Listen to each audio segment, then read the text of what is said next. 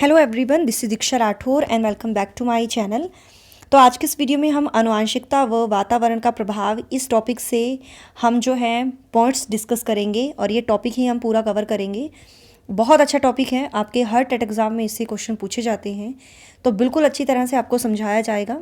और इसके लिए आपको करना क्या है, पूरा देखना है आपको ये वीडियो, और वीडियो को लाइक एंड शेयर कर दीजिए, चैनल को सब्सक्राइब कर लीजिए। देखिए फ्रेंड्स, बच्चे की ग्रोथ एंड डेवलपमेंट पर हेरिडिटी और इन्वायरमेंट का इफेक्ट पड़ता है। तो सबसे पहले हम जान लेते हैं आनुवांशिकता का अर्थ क्या होता है। हेरिडिटी का अर्थ क्या होता है कि जो गुण एक पीढ़ी से दूसरी पीढ़ी में स्थानांतरित होते हैं, उसको हम कहते हैं आनुवांशिकता या वंशानुगत कारण। ठीक है, देखिए आनुवांशिकता के माध्यम से शारीरिक, मानसिक व शारीरिक गुणों का स्थानांतरण जो है बच्चों में होता है।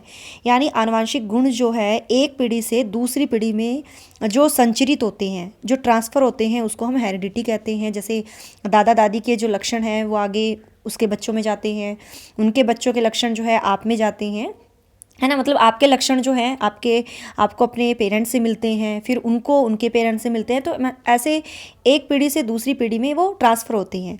मानसिक गुण, शारीरिक गुण, ये सभी उसमें इंक्लूड होते हैं।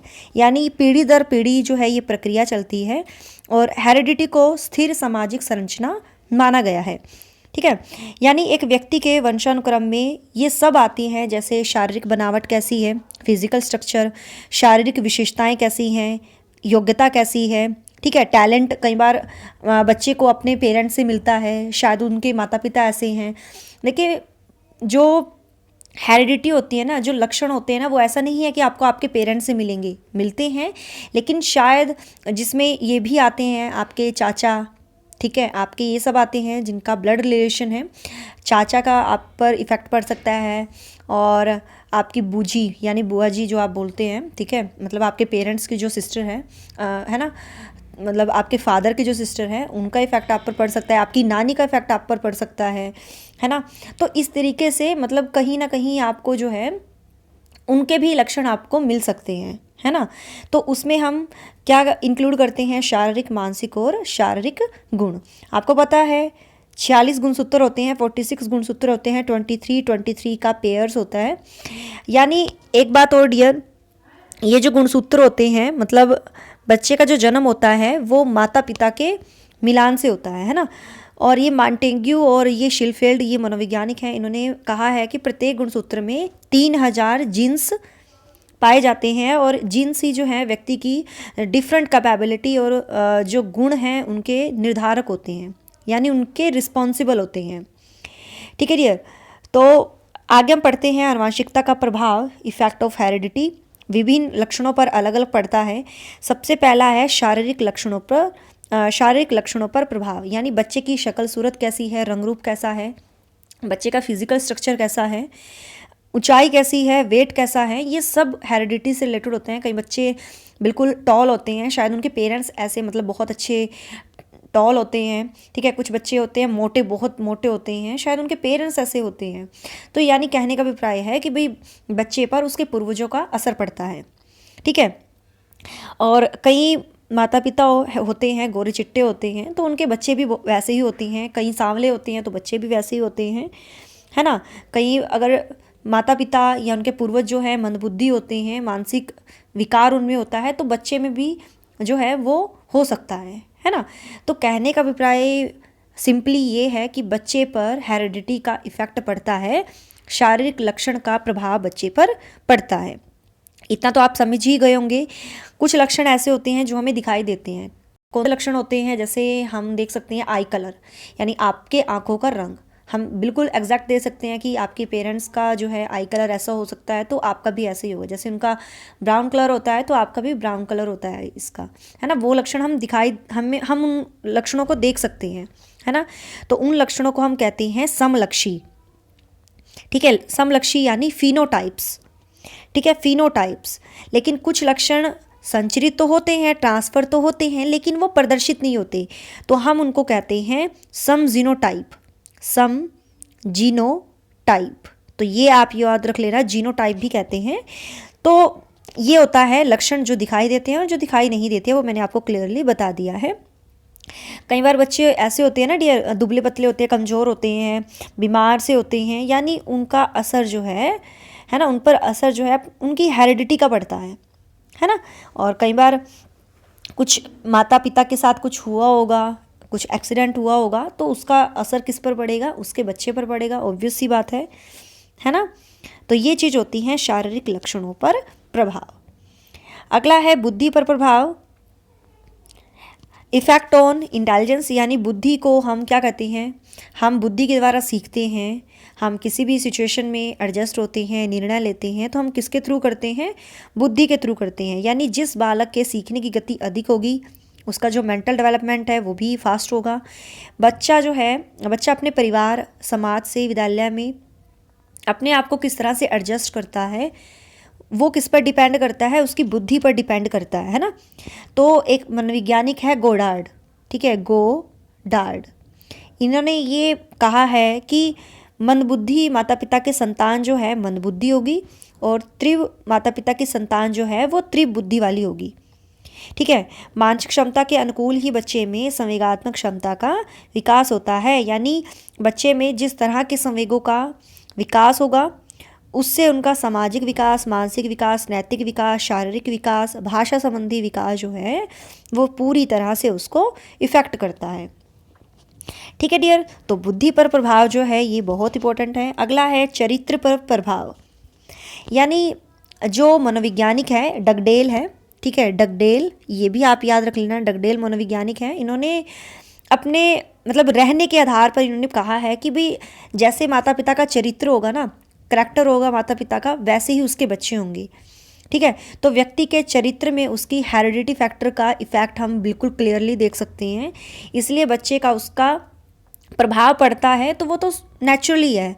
तो डगडेल ने 1877 में ज्यूक नामक व्यक्ति पर मतलब उनके वंशज का अध्ययन करके ये बात इन्होंने बिल्कुल प्रूव की थी कि भाई बच्चे पर उनके माता पिता का करैक्टर जो है मतलब वो उसका इफ़ेक्ट करता है। कई बार आपने देखा होगा पीछे से ना ऐसी गंदी लत होती है कईयों में, जैसे चोरी करना, झूठ बोलना, ये सभी करैक्टर ही होती है, आपकी पर्सनालिटी ही होती है, आपका करैक्टर कैसा है।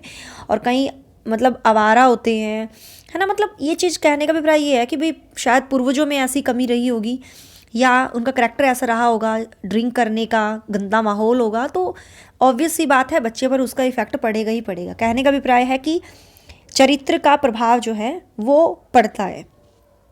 ठीक है डियर, तो आपको ये बहुत अच्छे क्लियरली से आपको समझ में आ गया होगा। ये मैं आपको थोड़ा थोड़ा करके समझा देती हूँ अब तरीके से, ठीक है, वो मैंने आपको ऑरली समझा दिया है, आप इसको डिस्क्रिप्शन में देख सकते हो। शारीरिक लक्षणों पर प्रभाव, जैसे कि मैंने बताया है, रंग रूप, आकार, शारीरिक गठन, है ना, इसका प्रभाव पड़ता है। और जो अभी लक्षण दिखाई देते हैं उन्हें हम समलक्षी कहते हैं। ठीक है, ये मैंने आपको बिल्कुल क्लियरली दिखा दिया है। बुद्धि का प्रभाव यानी अधिगम की योग्यता, समायोजन योग्यता, निर्णय लेने की क्षमता, उसके तरीके से हम ये डिफाइन करते हैं। और जिस बच्चे के सीखने की गति अधिक होगी उसका मानसिक विकास भी तीव्र गति से होगा। ये मैंने आपको जो है बहुत अच्छे तरीके से ओरली आपको समझा दिया है, आप इसको पढ़ लेना। ठीक है, अब हम पढ़ते हैं वातावरण का अर्थ, मीनिंग ऑफ इन्वायरमेंट। वातावरण का अर्थ पर्यावरण ही होता है। ठीक है, हमारे आसपास की प्रत्येक वस्तु जो है मिलकर क्या करती है, पर्यावरण का निर्माण करती है। ठीक है, हमारे आसपास जो भी है वो इन्वायरमेंट है। मनुष्य जो है जल, वायु, पहाड़, पठार, नदी, ये सभी जो हैं ये मिलकर पर्यावरण का निर्माण करते हैं, या इसे हम वातावरण या पोषण के नाम से हम इसको जानते हैं। ठीक है, वातावरण जो है मतलब जितना हेरिडिटी का रोल है उतना ही इन्वायरमेंट का रोल है। तो सामाजिक वंशानुक्रम भी वातावरण को हम कहते हैं। तो ये मनोवैज्ञानिक है एनास्टी, इनके अनुसार पर्यावरण वह हर चीज़ जो व्यक्ति के जीवन के अलावा उसको प्रभावित करती है। ठीक है डियर, तो वातावरण संबंधी कारक हैं। वातावरण संबंधी कारक जैसे कि मैंने आपको बताया था पिछली वीडियो में, बाल विकास को, है ना, इन्वायरमेंट तो इफेक्ट करता है, ये मैंने आपको वैसे बहुत अच्छे तरीके से समझाया था ना। जो ये थे फिजिकल फैक्टर, सोशल फैक्टर और इकोनॉमिकल फैक्टर, कल्चरल फैक्टर, तो ये मैंने आपको बहुत अच्छे तरीके से समझाया था। आगे हम बात करेंगे वातावरण का प्रभाव। ओके, तो सबसे पहला जो है शारीरिक अंतर का प्रभाव, ठीक है। तो देखिए शारीरिक अंतर का प्रभाव कहने का अभिप्राय है कि व्यक्ति के शारीरिक लक्षण वैसे तो हेरिडिटी होते हैं, वंशानुगत होते हैं, लेकिन इस पर जो है वातावरण का प्रभाव पड़ता है। ये कहते हैं ना, जो पहाड़ी क्षेत्र के जो लोग होते हैं ना उनका कद बहुत छोटा होता है, लेकिन जो वैसे ये जो मैदानी क्षेत्र होते हैं उनमें रहने वाले जो लोग हैं उनका शरीर बिल्कुल लंबे चौड़े होते हैं, गठीला उनका शरीर होता है ना। तो मतलब ये जो शारीरिक अंतर होती है ना, जिस इन्वायरमेंट में रहता है ना, वहाँ उसका कद मैटर करता है, रंग मैटर करता है, यानी रंग में अंतर, कद में अंतर उसके इन्वायरमेंट का असर पड़ता है। और जो गर्म एरियाज़ होते हैं जैसे अफ्रीका हो गया, वहाँ पर मतलब बहुत ही काले इंसान होते हैं, ठीक है, वहाँ का इन्वायरमेंट ही ऐसा है क्योंकि बहुत गर्म क्षेत्र है। जम्मू कश्मीर है, वहाँ का एरिया अच्छा है, ठीक है, और हिमाचल है, वहाँ पर मतलब बहुत सुंदरता है, ब्यूटी एकदम एकदम हम कह सकते हैं, ठीक है। तो कहने का अभिप्राय है कि भाई ये इन्वायरमेंट का फ़र्क होता है, किस इन्वायरमेंट में रहती है। जैसे फॉरेन में होता है, ठंडा एरिया है, वो वहाँ बहुत ही मतलब अच्छा उनकी स्किन होती है, ठीक है, बहुत अच्छी स्किन होती है। तो जिस इन्वायरमेंट में वो रहते हैं उस इन्वायरमेंट का उन पर असर पड़ता है। तो शारीरिक अंतर हम इस तरह से देख सकते हैं। प्रजाति श्रेष्ठता का प्रभाव, यानी उनकी प्रजाति कैसी है, ठीक है, उसका इन्वायरमेंट कैसा है, तो हम जो है उसका इफेक्ट उस पर पड़ेगा, है ना।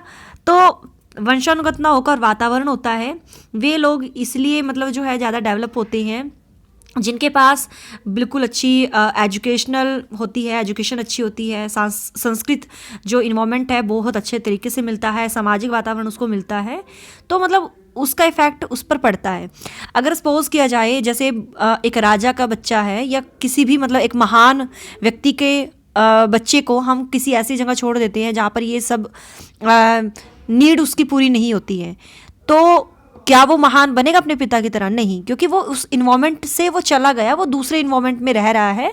तो अगर हम उस माहौल से उसको ले जाके किसी गंदे एरियाज़ में रखें तो उसको जहाँ कहते हैं ना, जहाँ जैसी प्रवृत्ति होती है वैसे ही वो इंसान बन जाता है, तो जैसी उसकी प्रजाति होगी वैसा ही उस पर इफ़ेक्ट पड़ेगा। तो कहने का अभिप्राय है कि इस तरह से उसको उस पर इफ़ेक्ट पड़ता है ना। अगला है व्यक्तित्व पर प्रभाव, यानी व्यक्तित्व का प्रभाव, पर्सनैलिटी का। तो व्यक्तित्व के निर्माण में कंपैरिजन टू हेरिडिटी इन्वायरमेंट का अधिक प्रभाव पड़ता है, यानी कोई भी व्यक्ति जो है अपने वातावरण में, यानी जब उसको उपयुक्त वातावरण मिलेगा, है ना, अपनी पर्सनैलिटी का निर्माण कर सकता है। कई बार आप देख सकते हो, है ना, जो पुअर फैमिली में जन्मे जो बच्चे होते हैं वो अपनी लगन से, है ना, अपनी मेहनत से वो सक्सेस होते हैं, है ना। इतने तो आपको भी देखा होगा, आपके जो आइडियल हैं स्टीव जॉब्स हो गया, बिल गेट्स हो गया, आपने यहाँ भी देख लो धीरूभाई अंबानी, सचिन तेंदुलकर, सेलिब्रिटीज़ में भी आप देख सकते हो। तो मतलब वो पुअर फैमिली से, वो क्योंकि उन्होंने अपना स्टैंड देखा हुआ होता है कि उनकी फैमिली कैसी है, कैसी वो स्टैंड करती है। खिलाड़ी भी बहुत सारे हैं, बहुत ऐसे आपको मिल जाएंगे जो अपने परिवार को छोड़कर जो है, अपने परिवार को ये ना देखकर कि भी वो निर्धन है तो हम गरीब ही हैं, ठीक है, तो हम कुछ नहीं कर सकते, लेकिन वो उस वातावरण से उठकर अपनी पर्सनालिटी को डेवलप करते हैं, है ना। तो ये चीज़ होती है, यानी पर्सनालिटी का इफ़ेक्ट इस तरीके से पड़ता है, ठीक है। तो मतलब ये कहा गया है कि भाई हम मतलब ये जो मनोवैज्ञानिक थे न्यूमैन, फ्रीमैन और हॉलजिंगर, इन्होंने ये साबित भी की थी। मतलब इन्होंने ना 20 जोड़े जुड़वा बच्चों को उन्होंने क्या किया था, अलग अलग इन्वायरमेंट में रखा था। उन्होंने क्या किया था, एक जोड़े के बच्चे को तो गांव के फार्म में, दूसरे को नगर में रखा, और मतलब बड़े होने पर उन्होंने ना अंतर देखे, ठीक है, अंतर देखे। तो उन्होंने क्या देखा कि जो फार्म का बच्चा था वो तो मतलब उसको कोई मैनर्स नहीं था, है ना, बुद्धिमान तो था, लेकिन जो नगर का बच्चा था, जो सिटी का बच्चा था, वो शिष्ट था, ठीक है, वो मतलब वेल मैनर्स था, कोई टेंशन उसको नहीं थी, वो बहुत ज़्यादा बुद्धिमान था। फार्म का बच्चा बुद्धिमान था, टेंशन उसको बहुत थी, मैनर्स नहीं थे। लेकिन जो सिटीज़ का बच्चा था उसको मैनर्स थे, क्योंकि उसको अच्छी परवरिश मिली है, स्कूल अच्छा मिला है, कोई उसको टेंशन नहीं है, ज़्यादा बुद्धिमान है। तो इस तरीके से दिखाया था कि उस तरह से उन पर व्यक्तित्व का प्रभाव उस पर पड़ता है, ठीक है। आगे बढ़ते हैं, मानसिक विकास का प्रभाव। तो मानसिक विकास का प्रभाव जो है, यानी ये मनोवैज्ञानिक है गोडर्न, ठीक है, गोडर्न मनोवैज्ञानिक है। इन्होंने कहा है कि अगर बच्चे को उचित सामाजिक और सांस्कृतिक वातावरण मिलेगा तो उसकी मेंटल डेवलपमेंट की जो स्पीड है ना, वो सही होगी। उसने ये बात जो है ये सिद्ध की थी, जो नदी के किनारे जो रहते थे बच्चे, उन पर अध्ययन किया था। इन्होंने कहा था कि इन बच्चों का जो वातावरण है वो गंदा है, जो स्लम एरियाज़ होते हैं ना, है ना, समाज के अच्छे प्रभावों से वो दूर था। तो उन्होंने अध्ययन किया था कि जो गंदे और समाज के अच्छे प्रभावों से दूर रह रहे हैं बच्चे, उनका मानसिक विकास जो है उस पर असर पड़ता है गलत, ठीक है, जो स्लम एरियाज़ के बच्चे होते हैं, ठीक है। बालक पर बहुमुखी विकास, यानी वातावरण जो है बच्चे के physical development, mental development, social development, emotional development सभी पर इफेक्ट करता है। तो इसी तरह से जो इसकी पुष्टि की थी, ये एवरॉन का जंगली बालक था, उसके उदाहरण से इन्होंने ये पुष्टि की थी। मतलब ये जो बच्चा था ना, एक बच्चा था, ठीक है, उसको ना जब उसका जन्म हुआ था तो भेड़िया उठाकर उसको ले गया था, ठीक है। उसका जो पालन पोषण हुआ था पशुओं के बीच में हुआ था। कुछ शिकारियों ने उसको जो है 1799 में पकड़ लिया, जब उसकी उम्र 11 या 12 वर्ष थी, ठीक है। उसकी जो शेप थी ना बिल्कुल पशुओं जैसी हो चुकी थी, हाथ पैरों से वो चलता था, कच्चा मांस खाता था, और वो ना बहुत तरीके से बोल भी नहीं पाता था, विचार करने की शक्ति भी नहीं थी, ठीक है। तो मनुष्य के समान ना वो सभ्य था ना शिक्षित था, क्योंकि डियर वो जिस माहौल में रहा है ना उस पर उसी का इफेक्ट पड़ गया है, ठीक है। तो कहने का अभिप्राय है कि बच्चे पर वातावरण का प्रभाव पड़ता है। ओके, वातावरण संबंधी कारक जो है ये मैंने आपको बताया है, एक व्यक्ति को जन्म से लेकर मृत्यु तक ये प्रभावित करते हैं कारक। भौतिक कारक यानी फिजिकल जो फैक्टर हैं, ये मैंने ठंडा एरियाज़ और गर्म एरियाज़ के बारे में आपको बताया है, जैसा उसको माहौल मिलेगा। सामाजिक कारक, जिस तरह से उसको रीति रिवाज के बारे में पता लगेगा, पारस्परिक अंतक्रिया जब बच्चा करेगा उससे उसका बुद्धिक विकास होगा, ठीक है, सामाजिक विकास होगा। आर्थिक कार्य यानी इकोनॉमिकल एरिया, अगर उसके पास इस तरह की नीड नहीं है, इकोनॉमिकली नीड्स अगर उसकी पूरी नहीं होती हैं, तो वो बाल अपराध करता है बच्चा। तो इकोनॉमिकली फैक्टर भी इफेक्ट करता है और कल्चरल फैक्टर भी इफेक्ट करता है। रहन सहन कैसा है, ठीक है, अंधविश्वास में ज़्यादा वो बिलीव नहीं करता है, रूढ़िवाद है। तो मतलब सांस्कृतिक कारक भी बच्चे के इन्वॉल्वमेंट को, बच्चे के डेवलपमेंट को इफेक्ट करते हैं। तो डियर यही था आज का हमारा टॉपिक। आपको कैसा लगा कमेंट में बताइएगा, और ये मेरा व्हाट्सअप नंबर है, जो भी कुछ पूछना है आप यहाँ पर मैसेज कर सकते हो। So thanks for watching my video, do like share and subscribe my YouTube channel. Till then bye bye, रब रखा, जय भोलेनाथ।